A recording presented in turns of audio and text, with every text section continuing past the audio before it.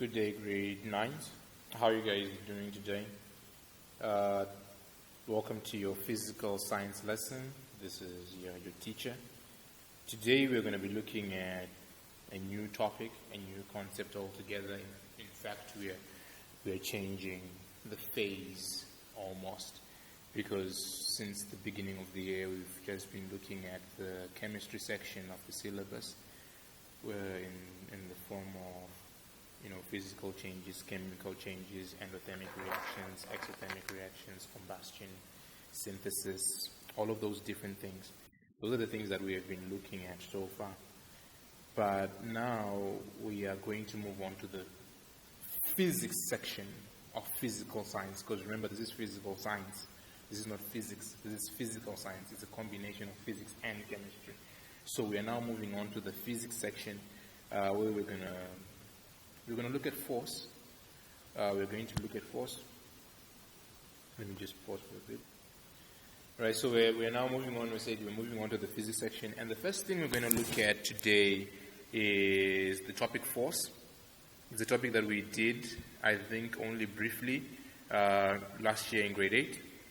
So our objectives by the end of this lesson will be, we should be able to define the term force, name different types of forces, and differentiate between mass and weight.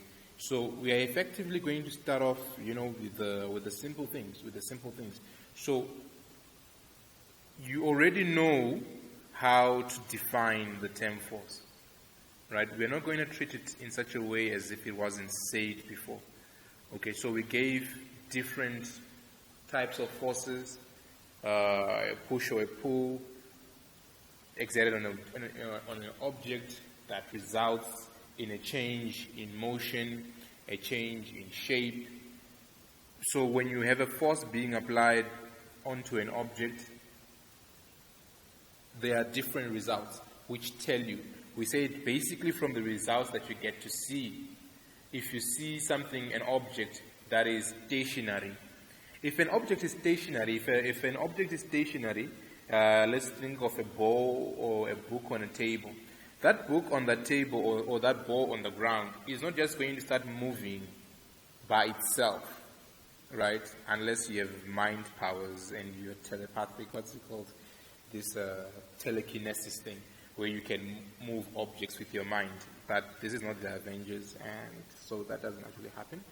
But in reality, for that object to start moving, you have to apply a certain force, right? Usually a contact force or a non-contact force, right? So I think the telekinesis will actually be a non-contact force. You'll be moving it with your mind. So it's the effect that you then get to see. What is why we say a force is a push or a pull that one object exerts on another object. And you then get to see the result, which results either in a change in movement in terms of motion, in a change in speed, in a change in shape, or in a change in size. All right? The arrows represent directions like these arrows, right? They represent directions in which forces move. Okay? So when we look at, let's look at this vehicle, or this is a shark, right?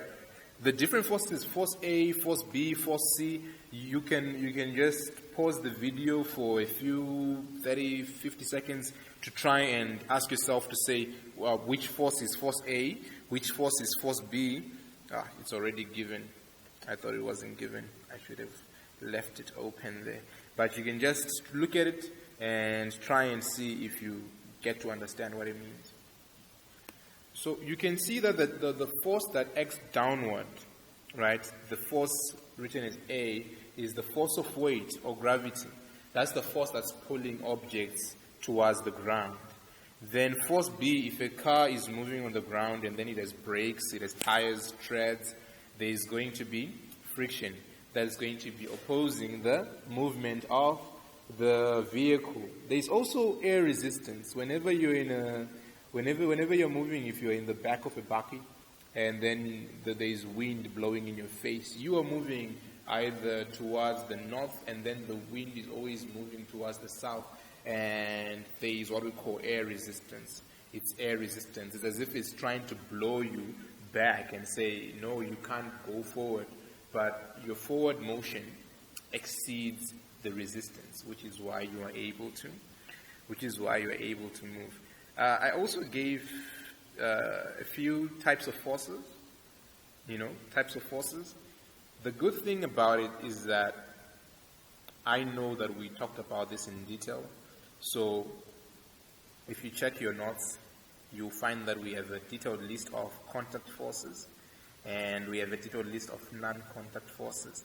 So if you look at force of gravity, friction, electrostatic force, magnetic force, you'll find that some of those are contact forces and some of those are non-contact forces. You would be advised to go back to your notes from grade 8 and just get to confirm to say which ones are the contact forces and which ones are the non-contact forces. You'll find that there are several other forces which I haven't included in this particular document, right? But another thing that we wanted to look at is the differentiation between mass and weight. But before we go there, it's also important just to remember that the instrument that is used to measure force is known as a Newton meter or a force meter or a spring balance. Okay? And to remember the units of force.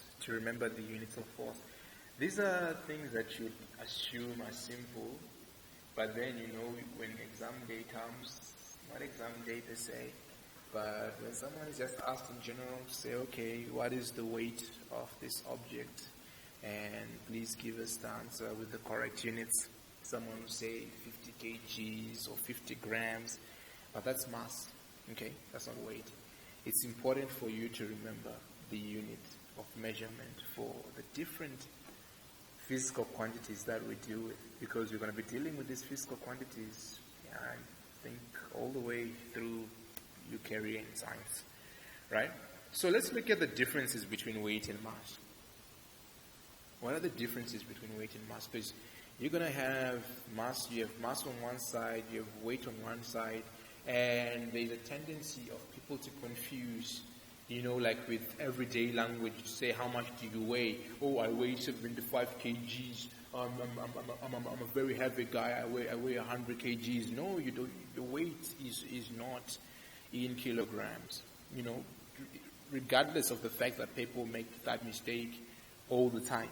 They make that mistake all the time. So mass, the definition of mass is there. It's given. The definition of weight is given.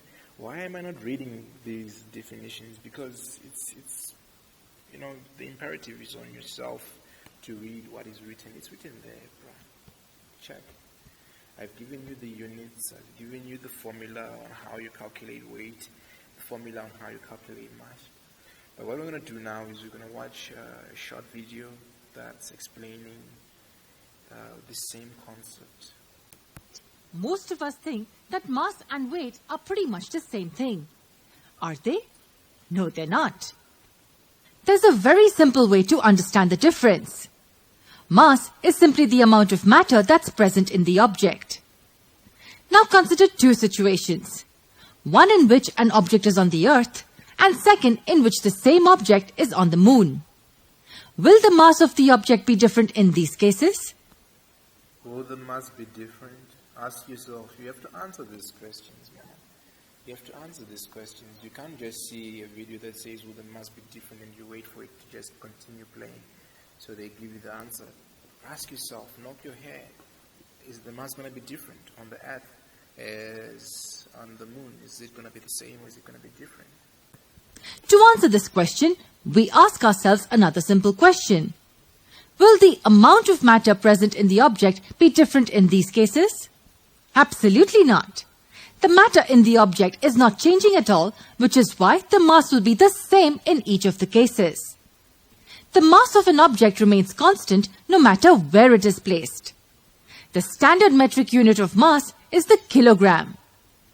Another concept we'd learnt about an object's mass was that it is a measure of its inertia.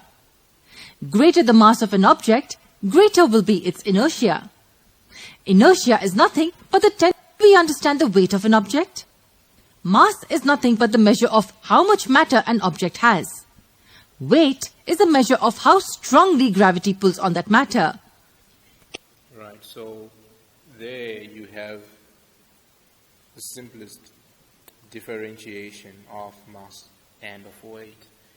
You know, when you think of weight and how it then gets to be different from planet to planet, it's because the gravitational pulls on all of these different planets, they're very different. So don't limit yourself to thinking that we only have one planet in the solar system or in the universe or the galaxy. There are thousands of planets. There are thousands of planets. We always give the example of the Earth and the Moon because they are the simplest ones.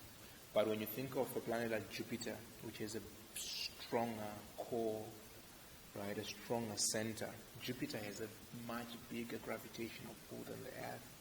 You know, the force of gravity, so which means that your weight, if we think that weight is, if the value of gravity here is maybe 9.8 meters per second, you find that on Jupiter it's going to be much, much more, because the pull of gravity there, the bigger the planet, usually the bigger the gravity.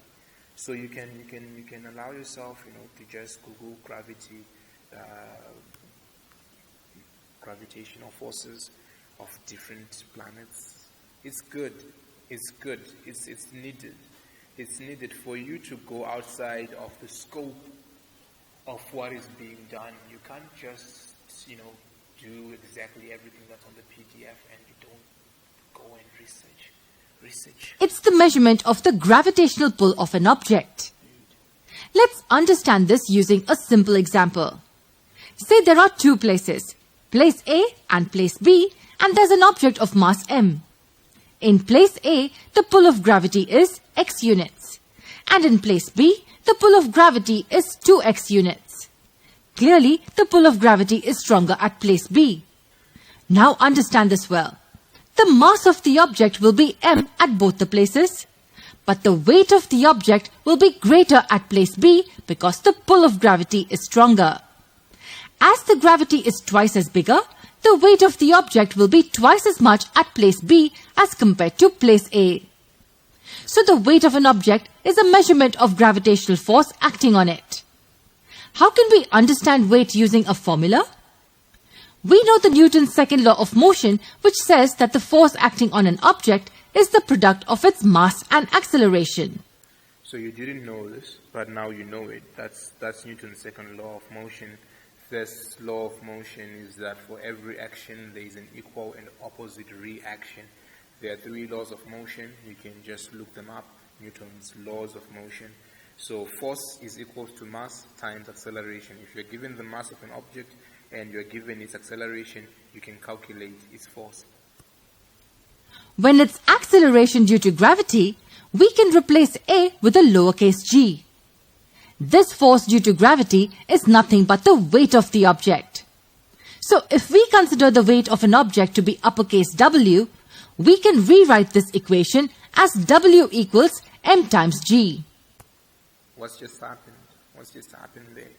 We're saying force is equal to mass and acceleration. And the acceleration is the speed at which an object is going to fall or be pulled towards the surface of whichever planetary body it's on, or falling towards the Earth, right? And that acceleration on this planet is 9.8 meters per second squared, or we just say 10 meters per second squared. So that's the gravitational pull. So that's when we change the A to a G. We change the A to a G. The gravitational pull is the same as the force of acceleration when an object is falling to the ground here on the planet Earth, right? So we are talking about mass and weight, and we know that weight is a force. So we just changed F to W because we know we're talking about weight, because weight is a force. Yes, weight is a force. So its weight is equal to mass. So the weight of an object is the product of its mass and acceleration due to gravity. What will be the SI unit of weight? Can you guess? It'll be the same as that of force. Newton. As the value of g at a particular place is constant, we can also say that the weight of the object is directly proportional to its mass. Here's the main takeaway from this video.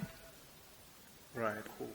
So we also put something there. There's gravitational field strength, a constant value of 10 newtons per kg, or 9.8 newtons per kg, or 9.8.